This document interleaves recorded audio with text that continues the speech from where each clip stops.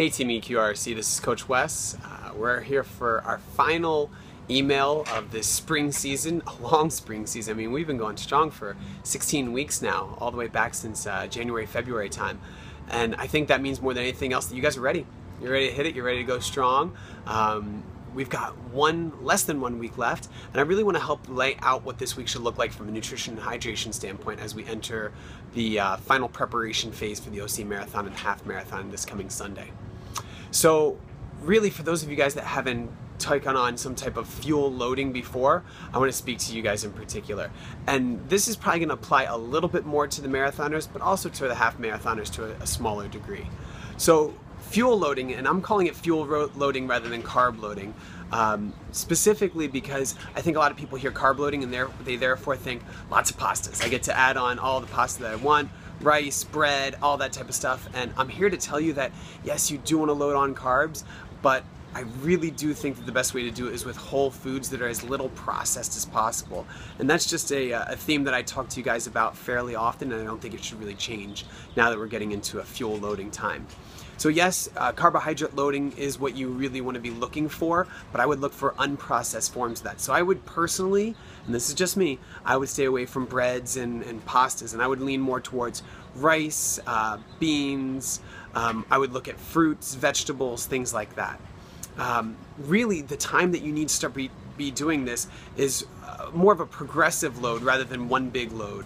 We really know from science now that if you're loading up the night before and doing a big pasta dinner or any type of carbohydrates the night before, you really don't have enough time to unload that out of your gastrointestinal tract and into the musculature. So I would really stay away from loading up the night before, and I would start with a progressive load throughout the week.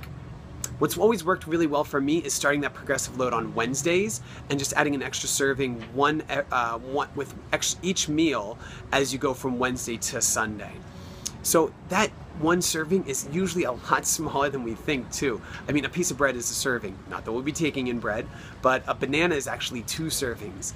So just look at the types of foods that you're taking in, aim for an extra serving per meal. Now, these are some things that work for me.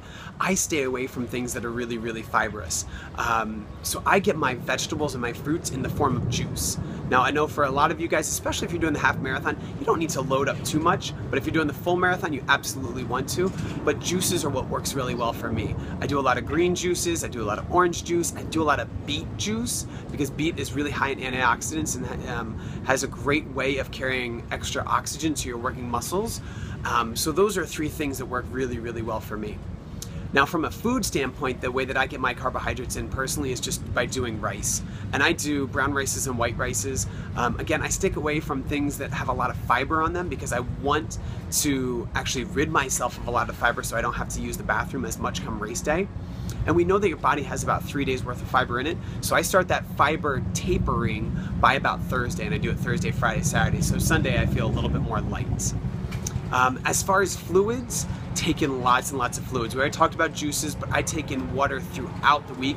My aim personally is to try and get 2/3 to 3/4 of my body weight in fluid ounces. So if I'm weighing in at about 150 pounds, I'm trying to take in at least 100 ounces of water throughout the day, which is a challenge, but it really does help me stay hydrated.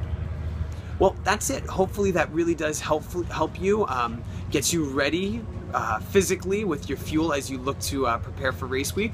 I know this is kind of a unique subject that's very individualized for each person, so if you have questions, let me know. Don't be afraid to pick the brains of some of your fellow teammates, because a lot of people have different experiences and find things that work even better for them.